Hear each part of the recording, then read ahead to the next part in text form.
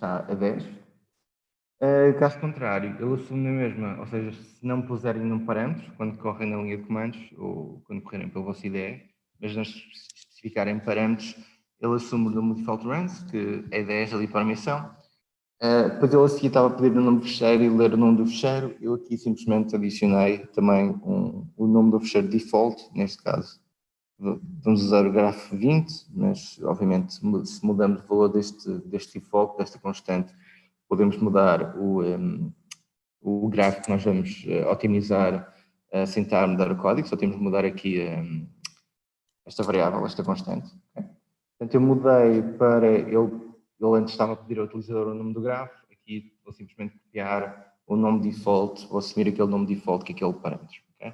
Portanto, se vamos correr aqui, ele vai correr automaticamente para o grafo com 20 nós. Okay? É isso que ele vai fazer. Depois, aqui uma verificação do parâmetro estar errado, neste caso o parâmetro run, se estiver menor que 0, então simplesmente retorna, o main, termina. Okay? Depois o init run faz apenas a inicialização dos números aleatórios, de componentes de números aleatórios. Okay? Aqui o init run, acho que já viram isto antes, em alguma programação, é simplesmente dar a seed ou a semente ao gerador de números aleatórios. Tipicamente, para a semente ser sempre diferente, usa-se aqui o time para buscar o tempo atual do sistema, para cada vez que se corra, ele dar uma semente diferente aqui, nesta expressão, o que quer dizer que vai ser passada uma semente diferente ao gerador de números aleatórios, quer dizer que ele vai dar uma sequência diferente cada vez que vamos correr o programa, mesmo que estejamos a correr num espaço de tempo curto, várias vezes seguidas, ele vai dar sementes diferentes, logo vai dar sequências aleatórias diferentes. Okay? Então, este init run, para fazer essa inicialização. Depois temos o quê? Nós temos aqui uma função, o init dados, que vai ler, essencialmente, nós vamos passar o nome do fecheiro e vamos passar 2 ponteiros para 2 inteiros que nós definimos aqui no main. Ele vai, essencialmente, vai ler o fecheiro texto que nós passamos, vai ler o número de iterações e vai colocar esse valor no ponteiro das iterações, vai ler o número de vértices, vai colocar esse valor no ponteiro para os vértices e depois vai alocar dinamicamente, com malloc, já vamos lá dentro, espaço para esta matriz de adjacências e depois vai ler cada posição da matriz. Okay? É isso que vai fazer. E depois vai devolver então o ponteiro para o nosso grafo que acabou de ser criado, alocado dinamicamente. Okay? Já vamos aqui já ao init de dados, estão a ver? Então, no init de dados, antes disso, só para dizer, pronto, a nossa estrutura de código está aquilo que já devem estar habituados, que é temos o ponto H para declarar as funções, depois temos o ponto C para definir as funções, e temos isto tanto para o algoritmo, como para o utils, como para a nossa função, que neste caso é apenas a nossa função de fitness, já vamos ver aqui. Okay? Nós estamos aqui no utils.c, aqui no init dados, que é a função que lê os dados. Okay? Portanto, temos que abrir o nosso fecheiro de texto, neste caso vamos abrir a leitura. Este ponteiro devolver null quer dizer que a abertura não foi bem sucedida, este check que temos aqui, esta verificação. Depois, a primeira linha, então, o primeiro valor que aparece é o número de iterações do algoritmo, que vamos dizer um bocadinho. Depois temos o número de vértices do nosso gráfico. Okay? Os 2 primeiros valores a ler são estes. Temos ali para estes ponteiros, então vamos conseguir ver no main os valores que foram lidos. Okay? Depois temos que alocar dinamicamente a nossa matriz de adjacências. Okay? Como podem ver, nós estamos a alocar como um array contínuo, não estamos a alocar um array de arrays. Okay? Portanto, tecnicamente, não é diretamente uma matriz, não vamos fazer diretamente uma alocação com linha e coluna, mas é equivalente, é uma questão de jogamos com os índices. Portanto, o nosso P, vai ser o nosso grafo, então, é malloc de tamanho de int, e depois a matriz de adjacência vai ter, então, n vezes n entradas, em que n é aqui o número de vértices. Okay? Portanto, Vamos pôr neste gráfico aqui de 20 por 20, onde também a nossa matriz será naturalmente 20 por 20 vezes o tamanho do int, que será 4 bytes. Tá? Portanto, no fundo é uma matriz, mas está alocada como se fosse um array. Mas depois nós conseguimos sempre fazer aritmética de ponteiros para obter uma determinada posição, mesmo assim. Tá? Se houver erro na alocação, portanto, se o ponteiro for nulo, tratamos este erro, vamos dizer que aqui é um erro de alocação e saímos. Caso contrário, continuamos e temos que ler cada valor daquele fecheiro que falta, que é a matriz das adjacências. Okay? Aqui a maneira como está feita é simplesmente nós vamos criar aqui um ponteiro adicional, o Q vai ser igual ao nosso P, que é a nossa matriz de adjacências, e o que vai ser feito é primeiro ciclo para as linhas, segundo ciclo para as colunas, vamos ler um inteiro por cada passagem deste ciclo de dentro, e vamos ler, essencialmente vamos ler para o que está, para o ponteiro, para a zona de memória que o ponteiro Q está a apontar, que inicialmente é o primeiro elemento, okay? Mas depois vai sendo incrementado. Portanto, este scanf é igual a fazer, como devem saber, ele faz, é como se fizesse scanf para a posição do Q, depois faz mais, que apenas é feito a seguir, portanto, ele lê para o Q, como podem ver aqui pela inicialização, está para o primeiro elemento do nosso array, depois quando faz Q++, ele faz aritmética de ponteiros, portanto vai para a segunda posição do P, certo? Portanto, esta primeira leitura é o equivalente a ter, se estivéssemos a ler para o P no campo 0, okay? Depois quando fazemos Q++, o Q vai avançar na aritmética de ponteiros, portanto é a mesma coisa que estamos a ir para o P no campo 1, vamos fazer scanf outra vez, vamos fazer Q++ outra vez, portanto P no campo 2, etc, etc. Da maneira que está feita aqui no código. Vai ler esta matriz de adjacência toda, fecha o fecheiro no final e depois devolve-nos o P, então a nossa matriz de adjacência que foi alocada dinamicamente. Okay? Nós recebemos este ponteiro então aqui. Vamos criar depois dois vetores de solução que vão guardar a solução atual, que é este sol, e a melhor solução encontrada, que é este best. Okay? Portanto, a representação das nossas soluções é a seguinte. Portanto, imaginem que nós temos 20 nós. Okay? Nós vamos ter um array, portanto, este sol ou este best vai ter 20 posições. Portanto, isto vai ter 20 posições. Okay? E depois cada posição representa então se está no primeiro conjunto ou se está no segundo conjunto. Okay? Imagina então, se a nossa solução no campo 0, quer dizer que é o primeiro nó, está no primeiro conjunto, então ele vai estar igual a 0. Okay? Se o segundo nó estiver no segundo conjunto, vai estar igual a 1. E assim sucessivamente. Se o terceiro nó, portanto, índice 2, estiver no segundo conjunto também, vai estar igual a 1. Se estiver no primeiro conjunto, vai estar igual a 0. Okay? Isto é uma representação binária, só com 0 e 1. O 0 representa que aquele nó, o nó naquele índice, está no conjunto 1, ou no primeiro conjunto. O 1 representa que ele está no segundo conjunto. Okay? Essa é a representação que vai ser seguida aqui. Daí esta alocação ter então 20, que é o número de vértices do nosso gráfico. Okay?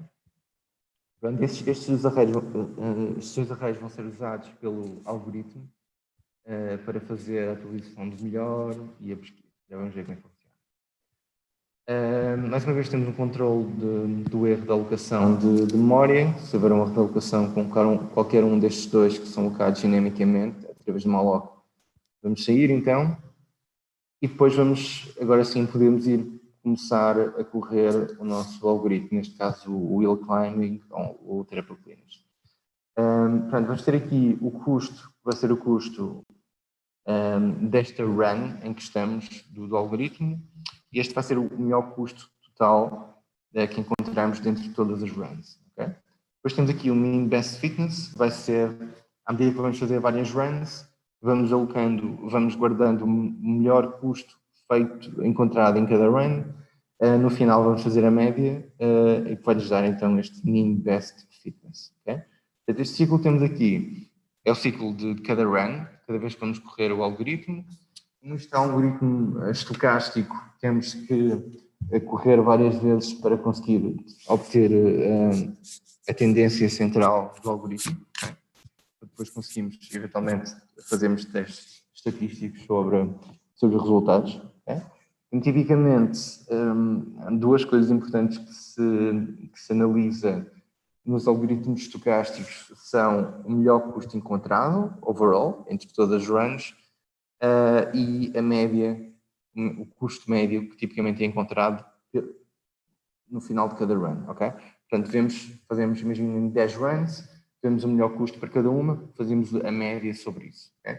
Portanto, isso dá-nos a média do melhor custo, okay? É isso que representa este mean best fitness. Portanto, este ciclo é um ciclo para repetir N vezes o nosso algoritmo. O que é que vamos fazer dentro deste ciclo? Fazemos então, vamos gerar uma solução inicial aleatória, já vamos ver como é que funciona. Depois aqui duas linhas que não estavam, que é então aqui imprimir a solução, imprimir apenas a dizer inicialização, para vermos como estamos neste ponto, e depois imprimir o custo inicial da solução, para vocês verem quanto é que evolui, que também não estava. Portanto, isso eu acrescentei este print, vai dizer aqui, então, inicialização, só para nós vermos que é a solução inicializada, criada aleatoriamente, e depois também acrescentei aqui o custo inicial. Portanto, vocês já têm aqui o custo final, que é o melhor custo encontrado pelo algoritmo, e adicionei aqui também o custo inicial, que é só para vermos quanto é que o algoritmo evoluiu em cada run. Portanto, deixa-me pôr aqui um bocadinho maior.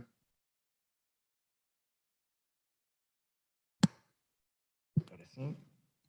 Portanto, nós temos aqui, na nossa inicialização, temos aqui os dois conjuntos, conjunto A e B. Vocês podem ver que uma das restrições do problema é que cada conjunto tem que ter exatamente o mesmo número de nós. Portanto, vocês se a implementação estiver bem feita, os dois conjuntos têm que ter exatamente o mesmo tamanho. E o que estamos a ver aqui é, por exemplo, aqui no conjunto B, temos que estar o nó com o índice 0, com o índice 1, 2, 3, etc., todos os 7. E no conjunto A temos então o nó 5, 8, 9, etc., até o 19. Okay? Obviamente não pode haver qualquer tipo de repetição, ou seja, um nó que esteja no conjunto A não pode estar no conjunto B e vice-versa. Okay?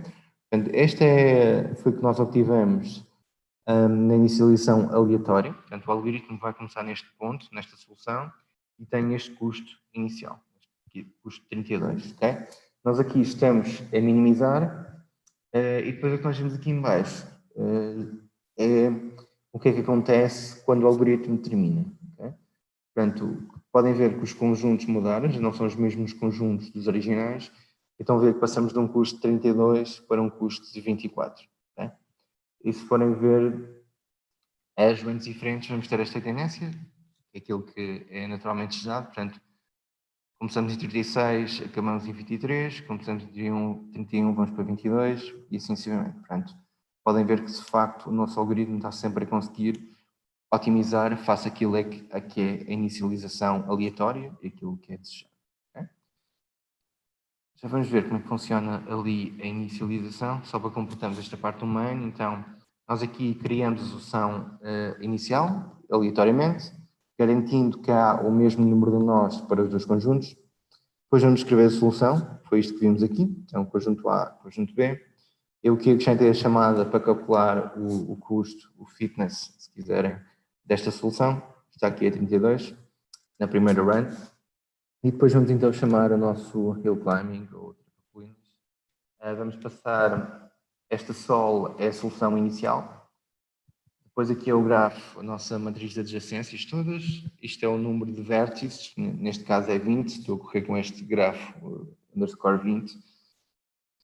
Depois o número de iterações, que julgo que aqui é 100, exatamente. Portanto, aqui vamos chamar o nosso trepa colinas, dizendo-nos que, obviamente, estes são os dados do problema. Este é o nosso ponto de partida do problema, vai variando, que é o ponto inicial que foi gerado aleatoriamente. Okay? O que o algoritmo vai devolver, então, o custo final, vai ser o custo da melhor solução, e depois vamos, então, quando acabamos cada otimização, vamos escrever repetição ou run e qual é o endereço da repetição, que estamos a ver aqui. Escrevemos mais uma vez a solução no ecrã, que é esta parte aqui, e depois escrevemos o custo final. Mas então, nesta primeira run, deu então 24 custo final. Para calcular o mean best fitness, temos que ir acumulando os custos, os melhores custos todos, para já. Okay? Portanto, mean best fitness é mais igual ao custo. O custo é este melhor custo que veio desta run. Okay?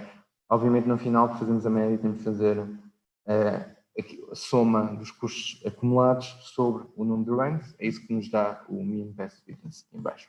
Okay? Então, se for a primeira run, se k igual a 0, significa se for a primeira run ou se não for, e o melhor custo for maior do que o custo que acabamos de correr, da run que acabamos de correr, ou seja, se este custo for menor do que o custo que nós tínhamos guardado como sendo o melhor, então o melhor passa a ser igual a este custo, é o custo desta run, e depois temos aqui uma função que substitui, aqui no best está guardada a melhor solução, segundo aquela representação que eu vos expliquei, está guardada a melhor solução. Nós vamos então substituir, vamos dizer que agora este sol é que tem a melhor solução, então vamos dizer que queremos copiar desta solução para o best, okay? Para guardarmos no best a melhor solução. É isto que estamos a fazer aqui nesta função auxiliar substituir. Okay? Depois aqui em baixo temos então a escrita da parte final.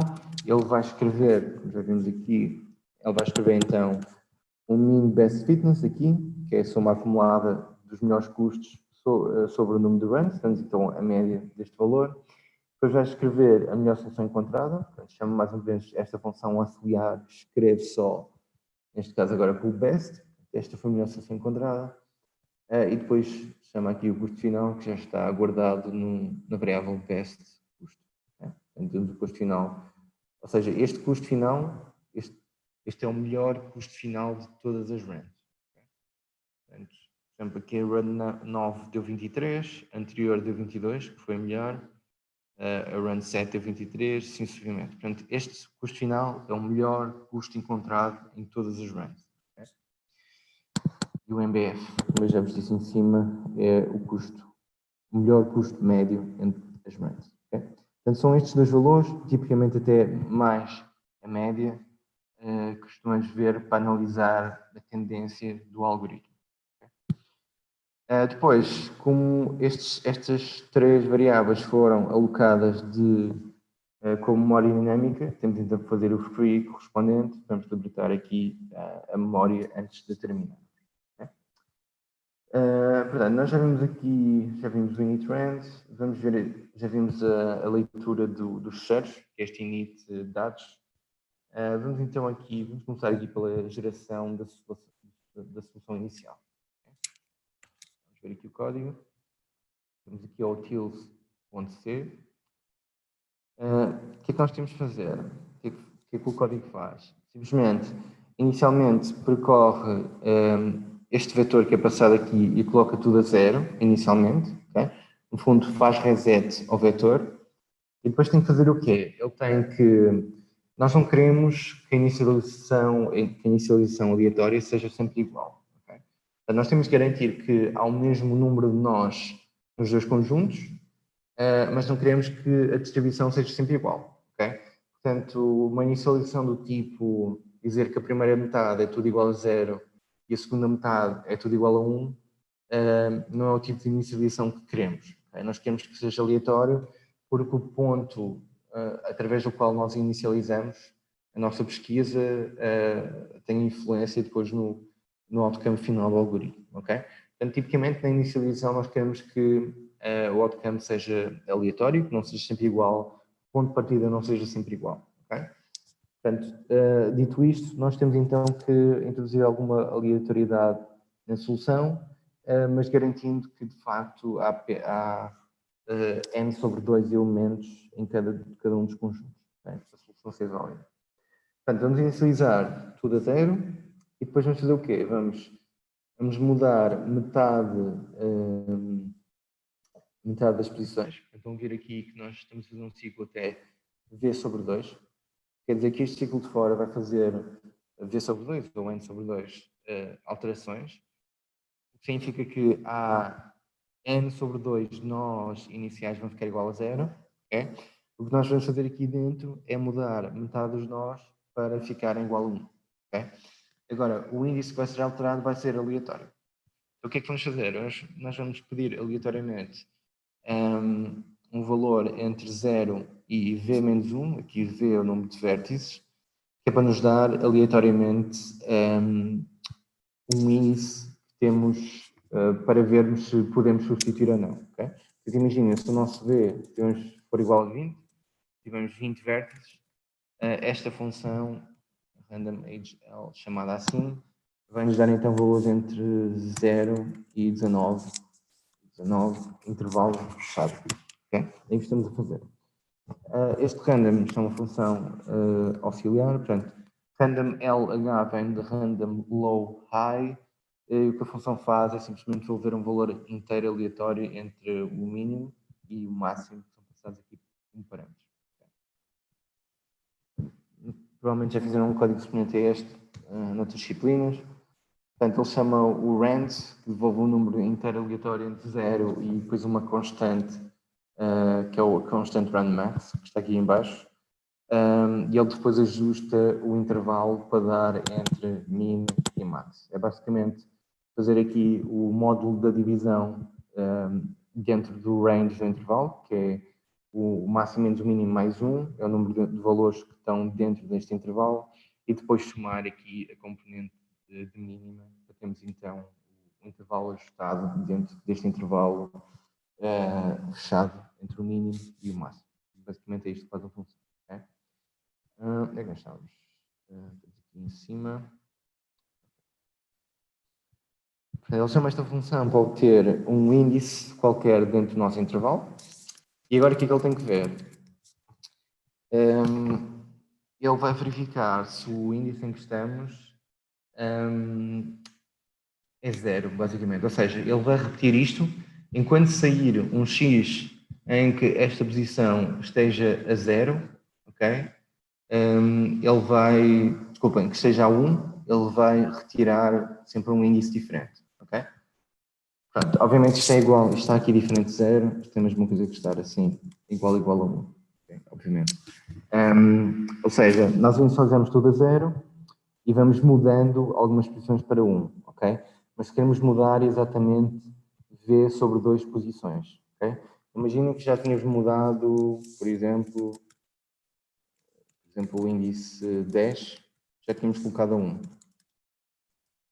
Obviamente que quando formos gerar aleatoriamente depois o x, novamente, o x pode ser 10 novamente. Portanto, nós não queremos voltar a colocar esta posição a 1, não porque isso tem algum side effect, portanto, se saísse novamente x, simplesmente estávamos a escrever por cima nessa posição, mas simplesmente depois a contagem no final e não ia dar correto, ou seja, ia haver mais nós que iam ficar a 0 do que os nós que iam ficar a 1, ok? Então, nós temos que tirar aleatoriamente o índice que queremos tirar.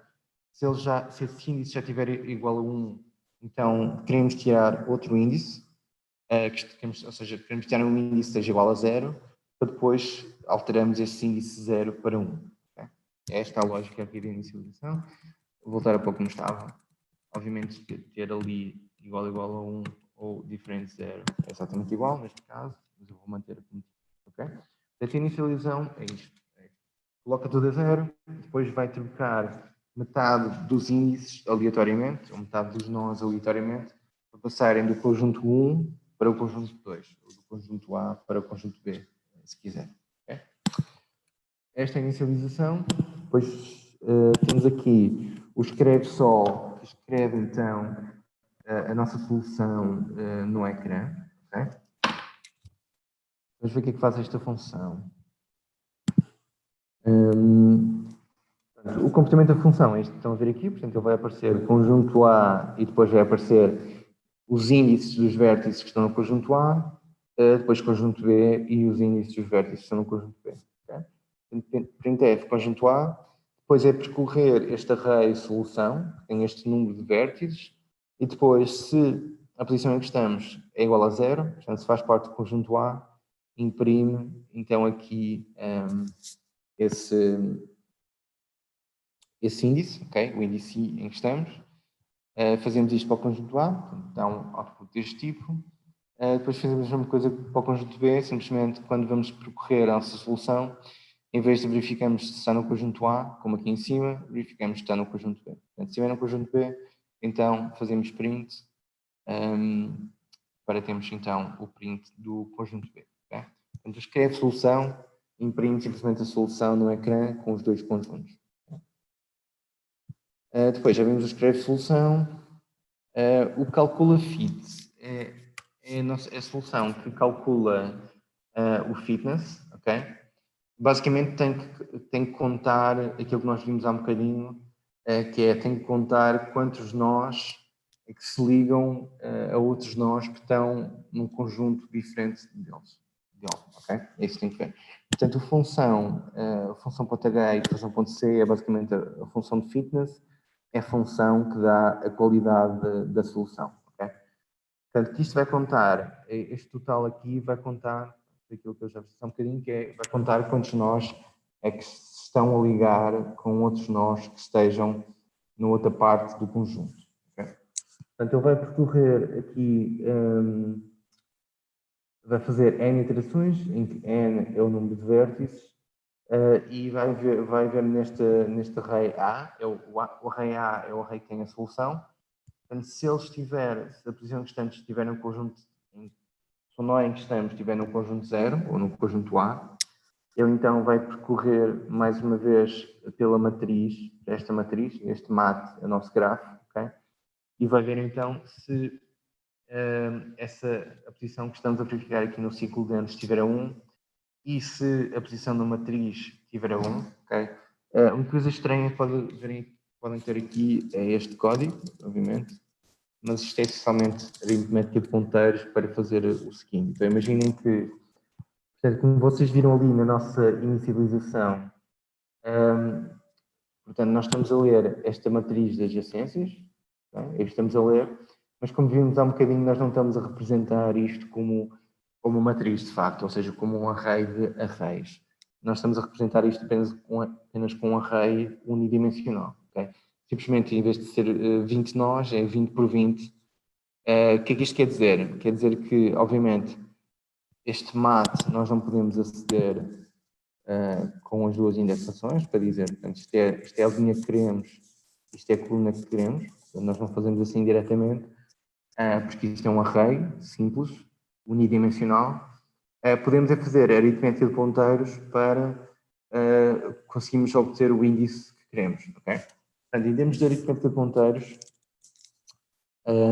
se nós quisermos numa posição qualquer, numa matriz que está representada como um array unidimensional, imaginem aqui, eu vou pôr aqui em vez de linha em coluna, isto é obviamente linha em coluna, no nosso código é a mesma coisa que ter I e J, ok? Agora, em termos de aritmética de ponteiros, o que é que isto dá? Nós temos de fazer que queremos, e olhando aqui para a expressão de cima, nós queremos ver o elemento apontado por mat, ok? Portanto, obviamente, se fizéssemos apenas isto e estudamos o elemento, era a mesma coisa que aceder em mat no campo 00, se isto fosse uma matriz bidimensional, ok? Portanto, nós queremos este acesso genérico, ok? Quer dizer que, obviamente, não podemos fazer assim diretamente.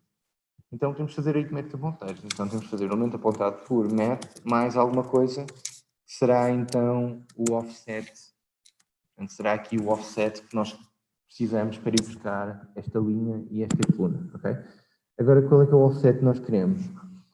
Basicamente, em termos de memória, o que é que nós temos representados? Nós temos a primeira linha toda, portanto, voltando aqui ao nosso cheiro todo, portanto, a primeira linha toda está nas primeiras 20 posições neste caso, neste array de 20, neste grafo de 20 nós. Portanto, primeiras 20 posições são a primeira linha, segundas 20 posições são a segunda linha e assim sucessivamente, ok? O que é que isto quer dizer? Quer dizer que se queremos obter o início da linha, temos que fazer o índice da linha vezes o número de vértices, ok? Por exemplo, imagine a linha 0, se fizermos o índice linha 0 é 0 vezes 20, começamos aqui, ok? Se quisermos ir para a primeira linha, a linha com o índice 1, temos que fazer 1 vezes 20, quer dizer que começamos aqui. E assim sucessivamente, ok? Portanto, se quiséssemos ir para a linha 19, que é a última linha na prática, vamos fazer 19 vezes 20, que vai-nos dar o início aqui, ok? Portanto, o que é que isto quer dizer? Se nós fizermos, então, onde é que nós estamos? Aqui é a função. Se nós fizermos, então, o índice da linha em que estamos, que é o i, vezes o número de nós do grafo, isto aqui, temos o início mais o índice da linha vezes o número de nós, isto dá-nos a deslocação em termos de linhas. Okay? Portanto, isto dá-nos, vamos pôr que esta linha aqui, nós começamos sempre neste início. Okay? Damos sempre o início da linha que nós queremos. Okay? Portanto, damos offset em termos de linha. O que é que precisamos a seguir em termos de offset? Precisamos do offset de colunas. Okay? Portanto, vamos pôr que temos aqui, por exemplo, coluna 0, 1, 2, 3. Para irmos aqui, temos que somar então 3, que é o offset da coluna. Okay? Portanto, para termos então a parte que falta, é somar então o offset da coluna, que é somar então o J. Okay?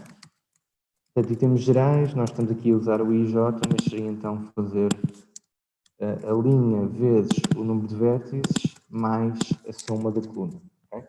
Então, esta aritmética de ponteiros vai nos dar então é o equivalente a ter isto. Fazer isto ou fazer isto com uma matriz de facto bidimensional é exatamente a mesma coisa. Okay? Portanto, esta aritmética está aqui só para nós irmos buscar este elemento. Okay? Então, o que é que nós estamos a ver aqui? Nós estamos, em cima estamos a encontrar elementos, no primeiro ciclo estamos a encontrar apenas elementos do conjunto A, depois fazemos um ciclo para encontrar todos os elementos do conjunto B, portanto é isso que vamos ver aqui, e depois que vamos ver na matriz da adjacência, vamos ver se estes dois nós estão ligados. Okay? Portanto, nós encontramos um nó aqui no conjunto A, encontramos um nó no conjunto B, depois vamos ver se eles estão ligados. Se eles estão ligados na matriz de adjacência, o valor está igual a 0, okay? É isso que estamos a verificar. Se isto acontecer, quer dizer que eles estão separados e estamos a fazer um corte de uma ligação entre dois nós de conjuntos separados. Okay? Portanto, vamos aqui aumentar a nossa contagem total, que depois, no final, vai nos dar, então, quantos nós é que, de facto, estão... quantos nós é que nós fizemos, quantos cortes é que fizemos. Esta é a lógica da função de fitness. Portanto, é esta função que nós queremos otimizar. Queremos encontrar soluções que minimizem o custo dado por esta função. Okay? Onde é que estávamos? Okay, tínhamos visto aqui no main. Então, inicialização aleatória, escreve a solução e depois calcula o fitness. Vamos buscar o fitness desta solução inicial. Depois vamos chamar então aqui o trap equinas, ou wheel climbing, vamos ver. Depois obtemos aqui o nosso custo, vamos então escrever novamente a solução, imprimir o custo, foi aquele que foi devolvido pelo trap equinas, depois esta parte já vimos. Portanto, este substitui, é uma solução muito simples, que faz apenas, tem dois vetores, A e B, ou dois arrays A e B, recebe também o tamanho dos vetores e vai copiar do vetor B para o vetor A. Okay? Portanto, simplesmente percorrer fazer N iterações, que é o tamanho de cada um destes arrays, e dizer que o que está no array B, na posição I, passa a ser copiado para a mesma posição do array A. Okay? Portanto, só copia o que está no B para a posição A. É isto que faz este substituto. Okay? Vamos então aqui ao nosso trap equinas. Vamos ver o nosso algoritmo. Pronto, a ideia então, nós começamos pela uma determinada solução e depois vamos, a cada iteração, vamos gerando um vizinho, ok? Portanto, vamos pegar na solução em que estamos atualmente, vamos alterá-la, tipicamente com alterações suaves, portanto, vamos fazer uma mutação sobre esta solução e depois vamos ver qual é que é o fitness, ou o custo desta solução, ok? Se o custo desta solução, que nós aqui estamos a chamar vizinho, se o custo do nosso vizinho for mais baixo do que o nosso custo, do custo do ponto em que estamos atualmente, então vamos atualizar. Vamos dizer que o melhor custo é então o custo do nosso vizinho, então isso passa a ser a nossa solução. Okay? O algoritmo é muito simples, é apenas começa numa solução, gera um vizinho, vê o custo desse vizinho, se o custo do vizinho for melhor do que o nosso, então atualizamos, dizemos que o melhor agora é o vizinho, e agora, sempre que formos gerar vizinhos nas iterações a seguir, já estamos a gerar a partir do nosso vizinho anterior, da melhor solução sempre. Okay? Portanto, este algoritmo recebe, então, esta solução inicial, este primeiro parâmetro, recebe, então, este net, que é a nossa matriz de adjacência, o nosso grafo, recebe também o número de vértices e recebe, então, o número de iterações que tem que realizar. Okay? Ele vai alocar espaço para uma solução que vai ser a solução que nós vamos usar para o nosso vizinho. Okay? Portanto, isto vai ser o espaço em memória dinâmica para o nosso vizinho. Este espaço que o nosso vizinho vai usar para representar a sua solução. Portanto, isto é alocado de forma dinâmica. Se houver uma realocação, termina. E agora temos de fazer o quê? Nós temos que ver qual é que é o fitness da nossa solução inicial. Okay? Portanto, a nossa solução inicial é passada aqui. Vamos passá-la ao cálculo fitness. Portanto, este custo vai ser o custo da solução inicial. Okay? Portanto, este é o custo da melhor solução até agora. E agora, o algoritmo faz N iterações, em que N é o número de iterações. E a cada iteração faz então, gera o vizinho, vamos ver o que é feito, e depois calcula o fitness do vizinho. Se o fitness ou o custo do vizinho for menor do que o melhor custo até agora, portanto, se o custo do vizinho for menor que o custo até agora, quer dizer que este vizinho passa a ser a melhor solução encontrada até agora. Okay? Portanto, vai substituir a partir desta nova solução, é onde está o vizinho, para este array sol, que é onde vai ficar a melhor solução. Okay? Portanto, copia do vizinho para o espaço da melhor solução e atualiza o custo. Diz que o custo passa a ser igual ao custo do vizinho, que é o melhor custo overall. Okay? Portanto, cada iteração é só isto, é gera vizinho, calcula o custo do vizinho e depois, se o custo do vizinho for menor do que o melhor custo até agora, então atualiza. Okay? Vamos ver o que é que faz o gera vizinho. O gera vizinho estava aqui em cima. Qual é que é a ideia? Nós temos o nosso, então imaginem, deixa-me voltar aqui a uma solução qualquer.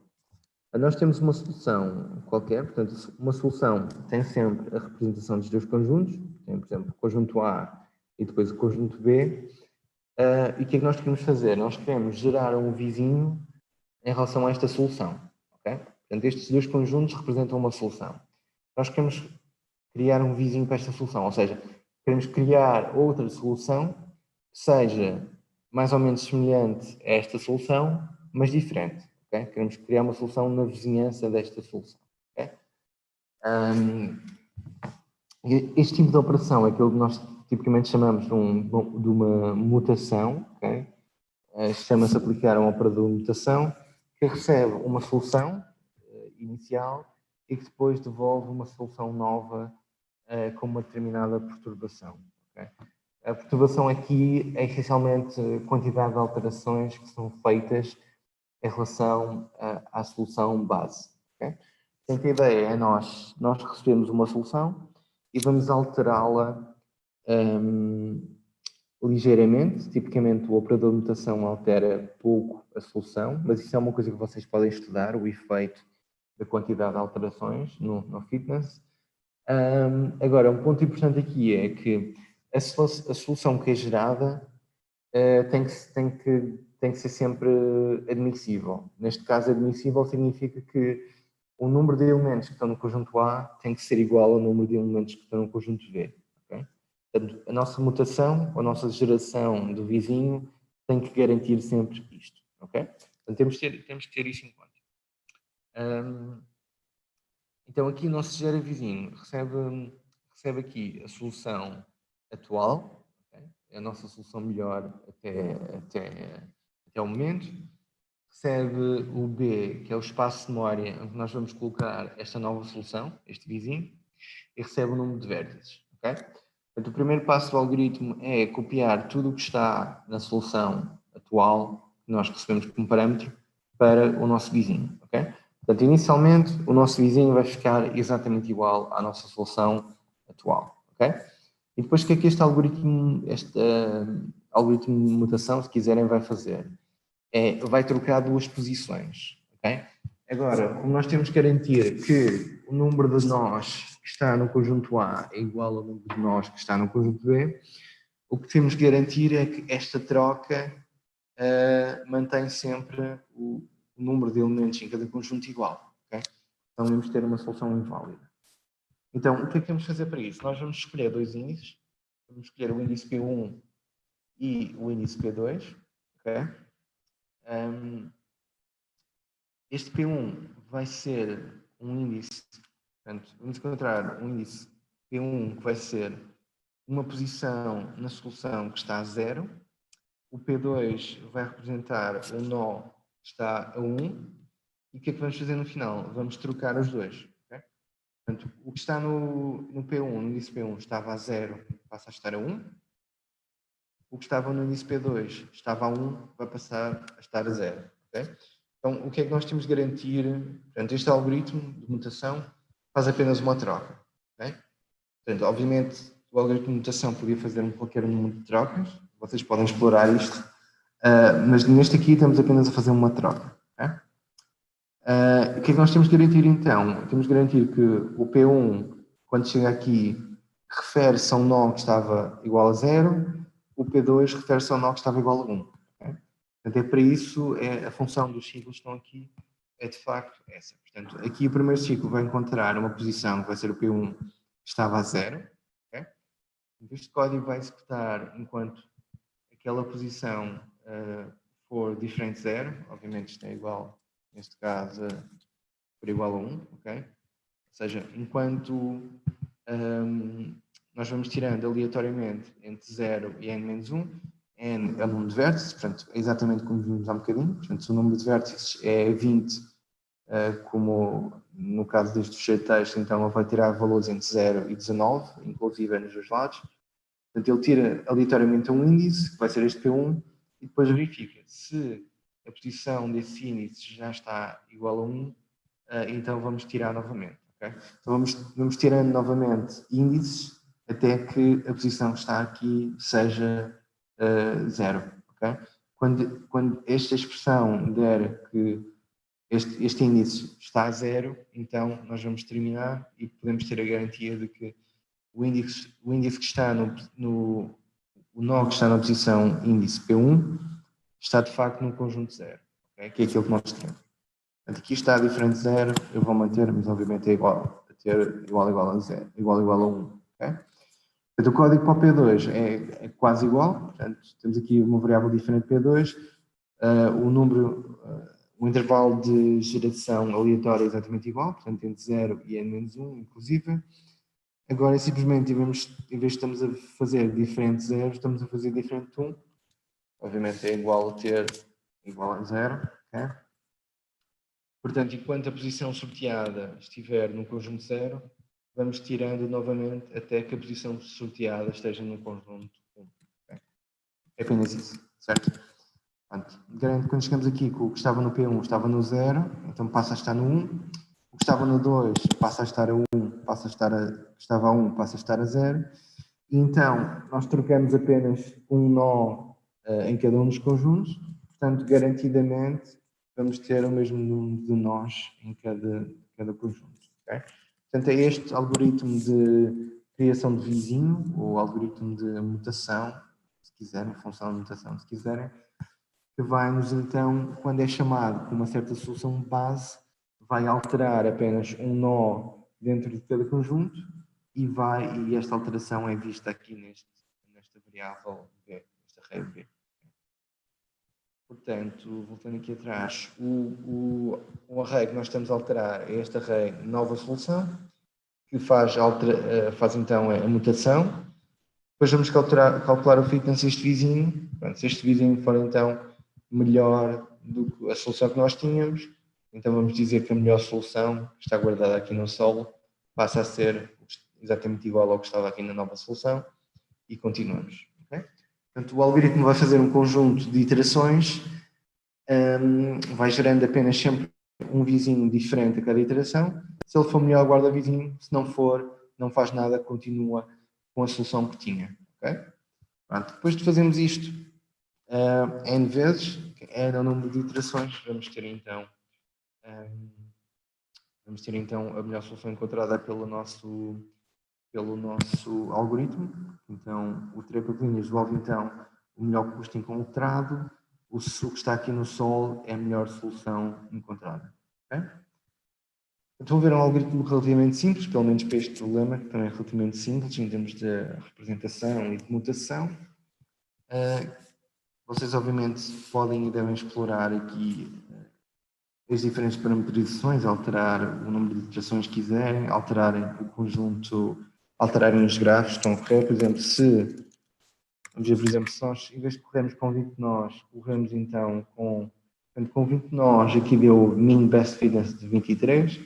Se corrermos, por exemplo, com 250 nós, vão ver que o custo vai ser muito maior e é perfeitamente normal. Ou seja, o custo que nós vimos é o número de ligações que ficam entre nós de conjuntos diferentes. Obviamente, se temos um grafo com mais nós, vamos ter o número de ligações que são cortadas que é maior. Okay? Naturalmente, se vamos testar com um grafo maior, o custo, vamos ter, estão a ver aqui o custo médio, vai ser muito maior. Portanto, já estamos na ordem dos 500 de custo versus a ordem de aqui 30, era 30 ou 23? Acho que era 30. 23, exato. Portanto, com 20 nós, estão a ver, temos aqui um custo médio de 23, com 250 nós, já temos um custo médio de acima de 500, mas é perfeitamente normal. Vamos trabalhar com um grafo muito maior, logo vai haver cortes muito maiores. Ok, o que é que nós temos para vocês fazerem no resto desta aula? Portanto, nós temos, é-vos dado também, vou passar aqui para o PDF. Aqui o PDF. Portanto, aqui no PDF, nós temos o problema, foi isto que nós vimos, também já vimos o código, vimos a representação, a avaliação, a vizinhança e o trepa-pepinas, que foi o que nós vimos aqui. Okay? Nesta parte já vimos todas, já vimos o código. Agora, o que é que nós temos? É-vos dado um Excel, vocês podem ver que dentro do conjunto de fecheiros que é dado no Moodle, é-vos dado também um Excel. A primeira parte, só para vocês também ambientarem também ao código e para verem o comportamento do algoritmo, é apenas peguem nesta versão base e testem com estes grafos diferentes e registrem, à medida que vocês alteram o número de iterações do algoritmo, registrem qual é que foi a melhor solução encontrada para cada um e o mean best fitness para cada um. Okay? Portanto, variando o número de iterações, vão mudando também o gráfico que vão fazendo e vão registando o comportamento do algoritmo. Okay? Portanto, assim vão vendo para cada grafo diferente, à medida que vamos aumentando o tamanho do grafo, vão vendo qual é que é o comportamento do algoritmo à medida que vamos aumentar o número de iterações. Okay? O comportamento natural será, à medida que vamos aumentando o número de iterações, o comportamento do algoritmo também tendencialmente deve ser melhor. Portanto, deve ser isso o comportamento que vocês devem ver. Obviamente que este melhoramento do algoritmo deve ser mais visível nos grafos maiores.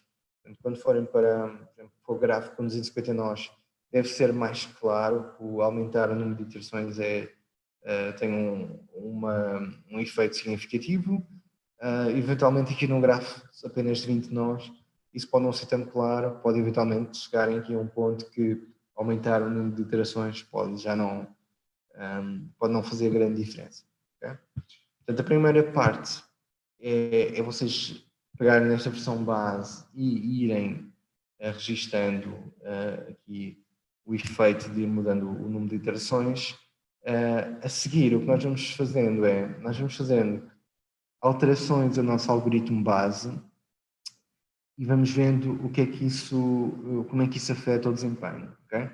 Por exemplo, a primeira alteração, que é uma alteração bastante simples, é pegar neste algoritmo base que nós vos damos, vocês poderão ver, o algoritmo apenas aceita soluções, seja vizinhos que sejam melhores, estritamente melhores que a solução em que estamos atualmente, ok?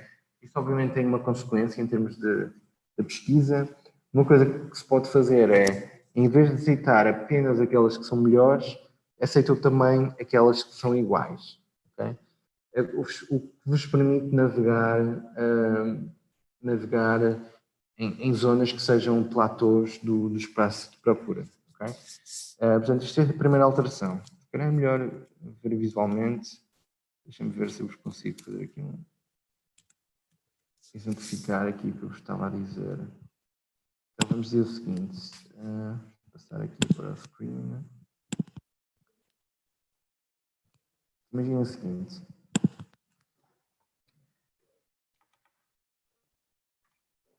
Imagina isto. Nós ali estamos a minimizar. Um bocado mais intuitivo fazer o desenho de maximização, mas é exatamente igual, ok? Então vou fazer para maximização, mas é exatamente igual para minimização, ok? É só inverter. Portanto, imaginem, nós temos aqui no eixo dos...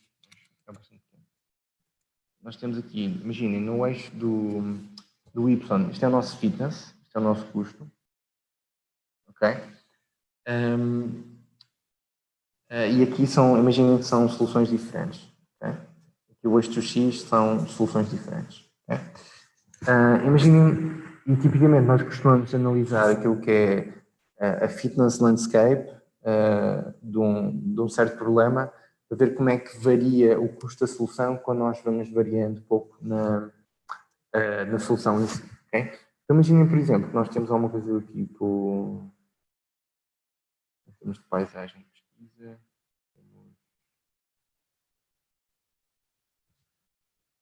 uma coisa como, se calhar,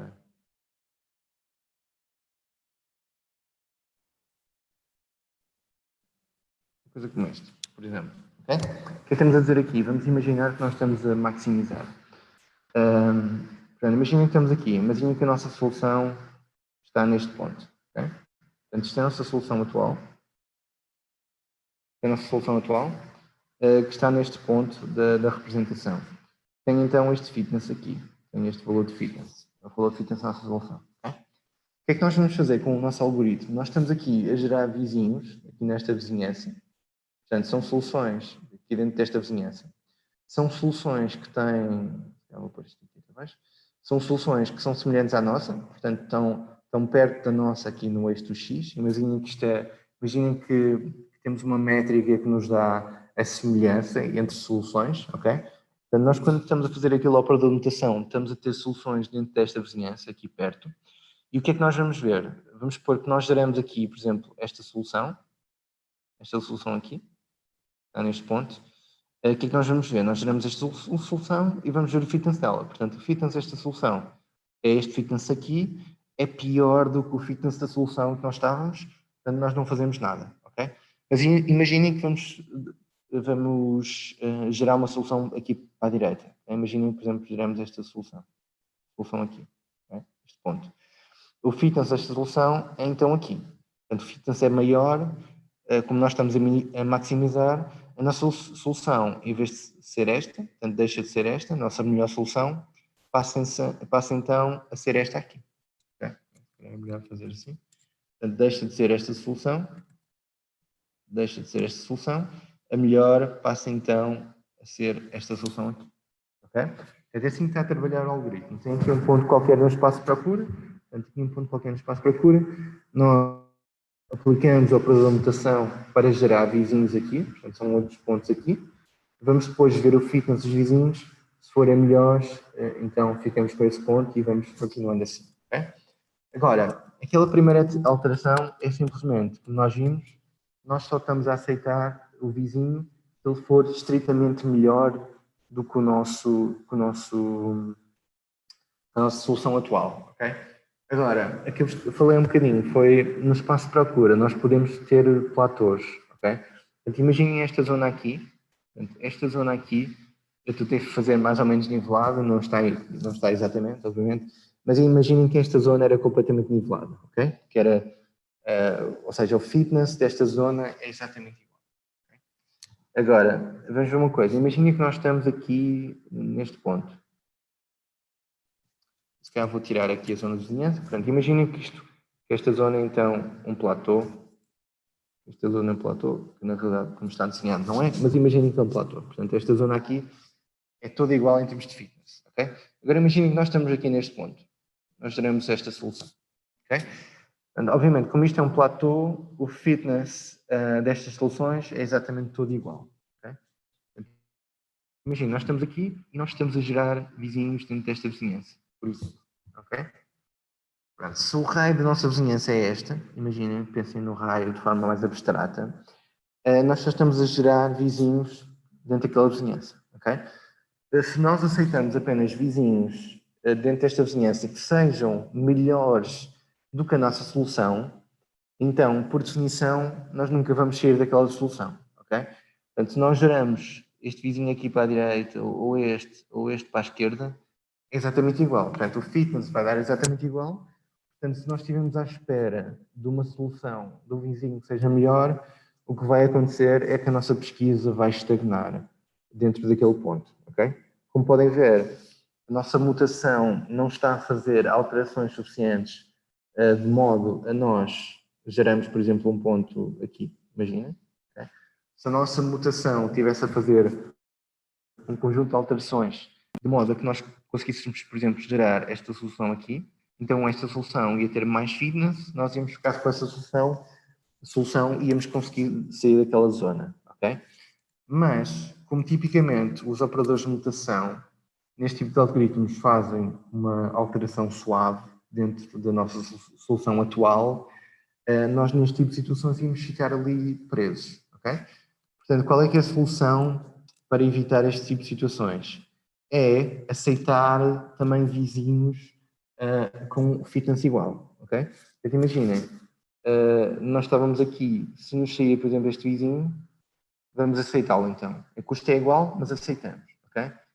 E assim sucessivamente. Quer dizer que nós vamos nos aproximando então daquela zona em que depois, por exemplo, aqui, vamos nos aproximando de uma zona em que depois, quando formos aplicar, vamos supor que a nossa melhor solução agora é esta, ok? Nós vamos gerar aqui a nossa vizinhança neste ponto, ok? O que quer dizer que já estamos num ponto em que, de facto, conseguimos gerar uma solução melhor. Portanto, eventualmente, nós vamos conseguir gerar uma solução neste ponto aqui em cima, que obviamente já tem mais fitness, ok? Quer dizer que já vamos aceitar, portanto, a nossa melhor solução deixa de ser esta e passa então a ser este ponto. Okay?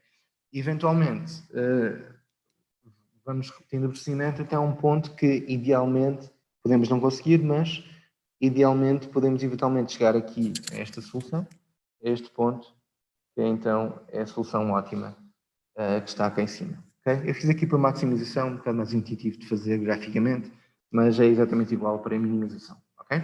Portanto, a primeira alteração que vocês têm que fazer, parece-me uma alteração, e de facto em termos de código é uma alteração trivial, permite-vos, em termos de pesquisa, evitar este problema, que é o problema dos platôs no espaço de procura. Okay? Portanto, uma alteração muito simples permite-vos, então, se de facto estiverem dentro de um platô, dentro de uma zona como vimos ali, permite-vos então navegar este platô para depois eventualmente conseguirem fazer um salto que vos permite ir para uma zona melhor, para uma solução melhor do que o valor de fitness desse platô. Ok?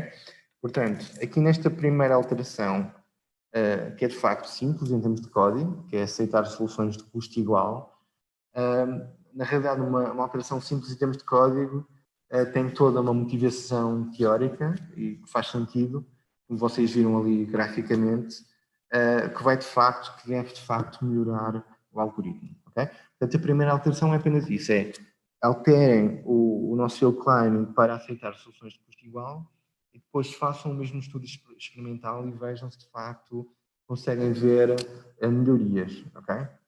Tentem isso especialmente, tipicamente as melhorias devem conseguir ver para grafos maiores. Para grafos de 20 se calhar não vão conseguir ver, mas devem ver, se forem comparar para exatamente o mesmo grafo, exatamente o número de iterações, a tendência será que esta segunda variante do Hill Climbing terá melhor comportamento do que a primeira variante. Okay? Depois, portanto, isto é o 4.2, que é esta alteração. Depois, no 4.3, o que diz aqui? Diz-nos então a nova vizinhança. Portanto, a ideia é implementar uma nova vizinhança para a representação utilizada, ok? Aqui está dito nova vizinhança, eu gosto de pensar mais como um novo operador de mutação, tal como eu vos expliquei um bocadinho. Portanto, aquilo que nós estamos a ver aqui no nosso espaço para cor é, nós temos uma solução, podemos pensar na nossa solução como sendo um pai, um ponto a partir do qual nós vamos fazer. Então, a nossa mutação é que faz, pega num pai e gera então um filho, e depois nós vamos analisar a solução, a qualidade do filho. Okay? Se o filho for melhor que o pai, ficamos então com o filho e continuamos. Okay? Portanto, eu gosto mais de ver isto com o operador de mutação, até porque nós, à frente, quando formos ver algoritmos evolucionários, vamos ver algoritmos que combinam duas soluções. Okay? Então, nós estamos sempre a fazer a mutação. Então, tipicamente, a mutação tem um pai e gera um filho. Okay? À frente, nós vamos ver aquilo que é um crossover, um operador de recombinação, que tipicamente tem dois pais, portanto, pai 1, pai 2, e depois vai combinar estes dois pais de maneira a termos dois filhos, filho 1, filho 2. Okay? Mas à frente vamos ver isto. Portanto, isto é um operador de crossover ou de mutação, tipicamente recebe dois pais e gera um ou dois filhos. E tipicamente nos algoritmos genéticos, vamos ver à frente, nós pensamos neste operador aqui, a inicial, como sendo um operador de mutação. Recebe um pai e gera um filho. Okay? Portanto, aqui é dito uma nova vizinhança, eu gosto mais de referir isto como um novo operador de mutação, mas vocês pensam como quiserem em relação a isto. Okay? Então, aqui quando diz nova vizinhança, o que é que nós queremos? Voltando aqui ao código. Nós temos então aqui no nosso algoritmo este operador de mutação, que é o gera vizinho. Okay? O que é que nós queremos que vocês façam aqui nesta tarefa? Pensem numa variação diferente do operador de mutação. Okay? Portanto, vocês estão a ver que este operador de mutação é muito simples, faz apenas uma troca. Vocês podem pensar noutra operador de mutação diferente, desde que vocês garantam que, de facto, após a mutação, os dois conjuntos têm o mesmo número de elementos, que é algo que vocês têm que garantir sempre. Vocês podem pensar na mutação que quiserem. Okay? Uma alteração relativamente simples de fazer é esta função que já está feita para vocês, faz apenas uma troca, como vimos, mas imaginem, por exemplo, para um grafo com 20 nós, se calhar é razoável fazer apenas uma troca. Se calhar é uma alteração já suficientemente... Tipicamente podemos conseguir ver uma alteração do fitness. Mas imaginem, por exemplo, um grafo de 250 nós tem imensas ligações, certo? Fazer apenas uma alteração pode ser muito pouco e pode demorar muito tempo até o nosso algoritmo conseguir ver, de facto, o efeito dessas mutações e conseguimos gerar vizinhos melhores, ok? Portanto, uma vizinhança nova, ou uma mutação nova, fácil de fazer, vocês podem experimentar, até usando o código que tenho aqui, podem reaproveitar o código de gerar o vizinho, em vez de fazerem uma mutação, em vez de fazerem uma troca, fazerem várias trocas, ok? Eventualmente, até, vocês têm aqui o N, que vos dá o número de vértices, eventualmente até fazerem o número de trocas que depende do tamanho do problema. Portanto, aqui é-vos dado o N, que é o número de vértices. Vocês podem pensar na vossa mutação que gera, por exemplo, 5% de trocas, em que esse 5% é 5% em função do número de vértices, ok? E já tem um operador de mutação, por exemplo, que se adapta ao tamanho do problema, ok? Imaginem, neste algoritmo de mutação, ele faz sempre 5% de trocas, o que quer dizer que é 5% de 20 é um número pequeno, mas 5% de 250 já é um número bastante maior. Portanto, já estamos a pensar, já estamos a fazer um algoritmo de mutação que altera automaticamente, dinamicamente, o número de trocas em função do tamanho do problema, em função do tamanho do grafo, neste caso. Okay?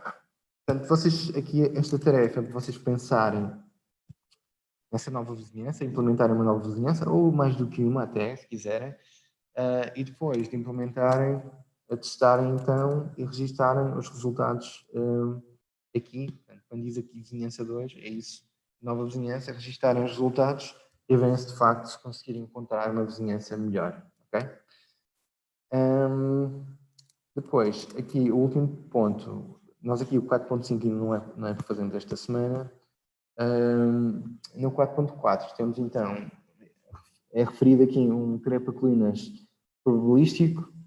O que é que isto significa? Significa que vamos introduzir no nosso hill climbing a possibilidade de aceitarmos soluções piores. Okay? E vamos aceitar soluções piores com uma certa probabilidade. Okay? O que é que isto quer dizer? Se calhar, já tenho aqui o Paint, vamos aqui atrás. Então, qual é que é a lógica? Imaginem o seguinte. Nós vimos a lógica do platô, okay? De porque é que queremos aceitar soluções com custo igual. Agora vamos ver porque é que nós abrimos querer aceitar soluções com custo pior. Okay? Imaginem o seguinte. O eixo dos y, como já vimos, é o custo. Imaginem o seguinte. Eu vou fazer maximização na mesma, mas minimização é exatamente a mesma coisa. Imaginem esta situação.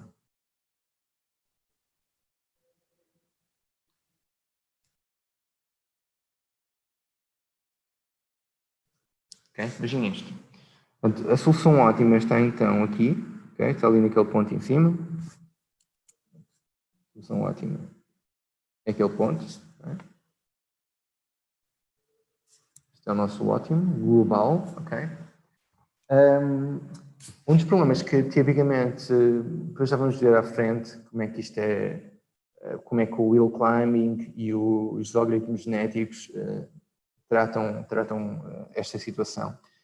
Mas um problema, ou se calhar a situação, as situações mais importantes a ter em conta nestes algoritmos de pesquisa é que existem zonas do espaço de procura que não são o melhor, não são o melhor ponto possível, ou seja, não são o ótimo global, isto é um ótimo global, ou seja, é a melhor solução possível.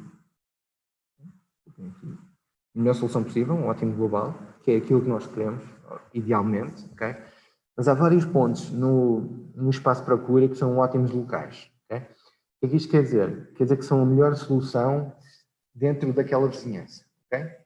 Um ótimo local simplesmente é um ponto que na sua vizinhança, tipicamente, aqui nós estamos a ver a duas dimensões, obviamente a nossa representação não pode ser vista a duas dimensões, porque nós temos que decidir em que é que cada vértice, para cada vértice ele fica no primeiro conjunto ou no segundo conjunto, obviamente não pode ser visto numa perspectiva 2D, mas aqui nós estamos a simplificar, imaginem que conseguimos definir uma métrica que nos diz, ok, uma determinada solução está neste ponto, outro está imediatamente atrás, outro está imediatamente à frente. Portanto, imaginem isto assim, esta simplificação.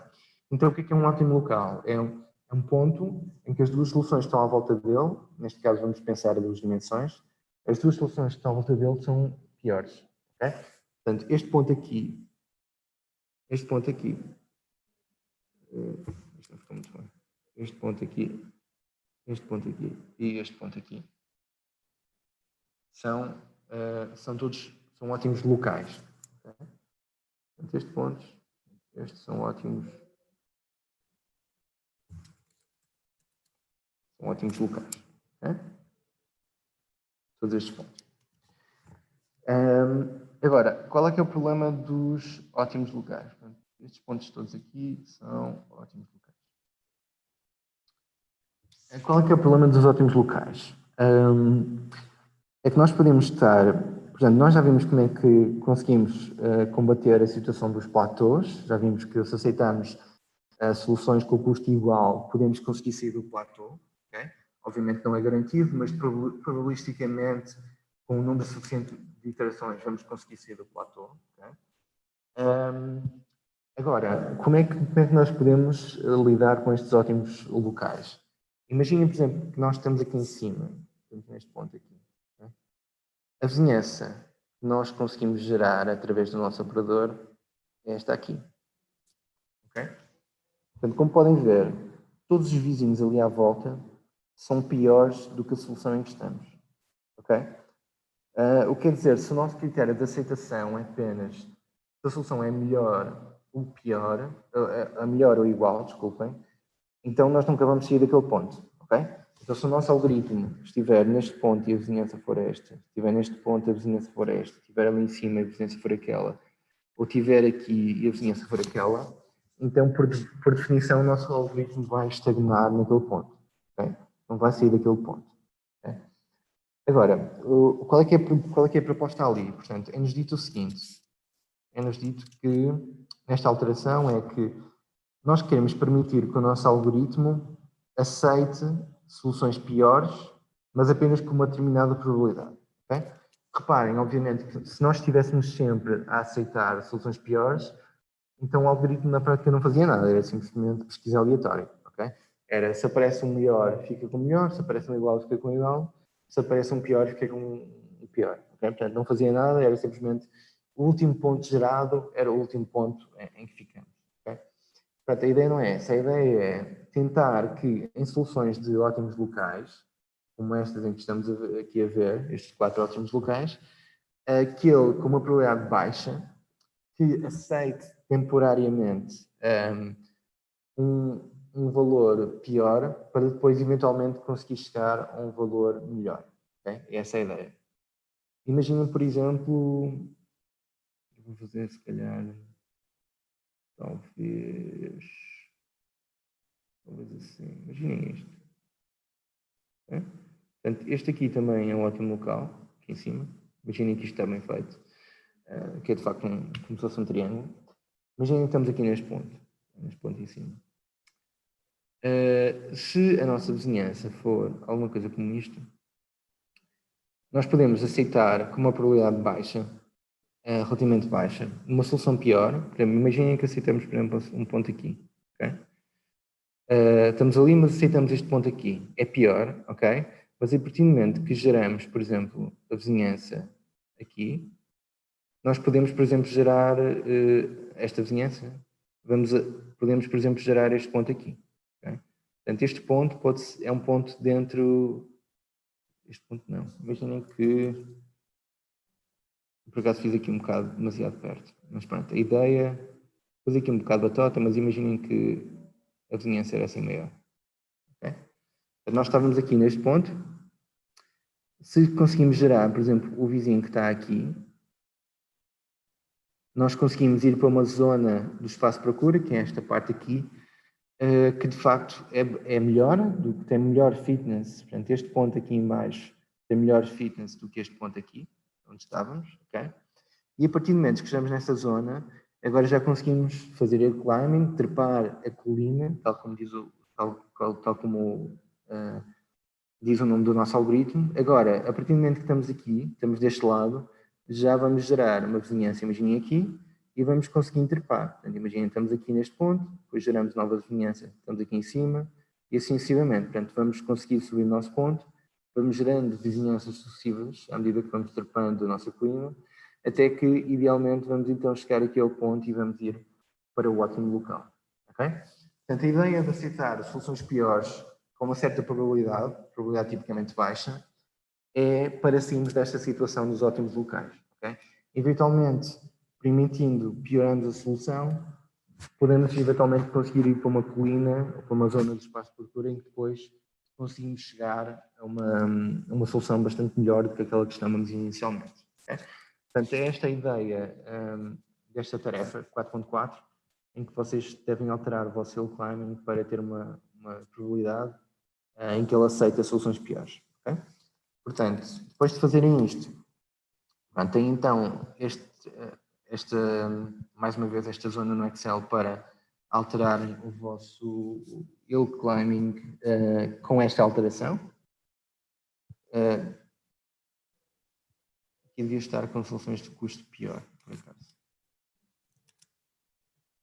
Exato. Aqui devia estar custo inferior.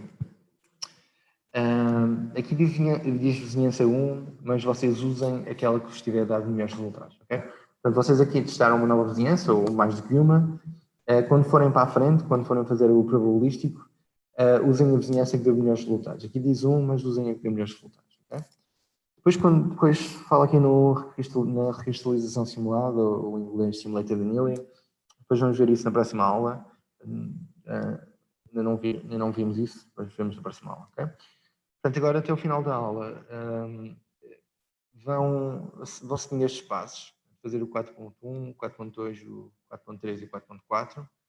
E depois na próxima aula continuamos e fazemos o Simulated Annealing e depois à frente vamos passar para os algoritmos genéticos. Okay? Portanto, o Simulated Annealing é simplesmente um algoritmo diferente para lidar com esta questão de se aceitamos uma solução pior ou não, se tem uma regra diferente de aceitação de soluções piores. Depois vamos ver isso à frente. Okay?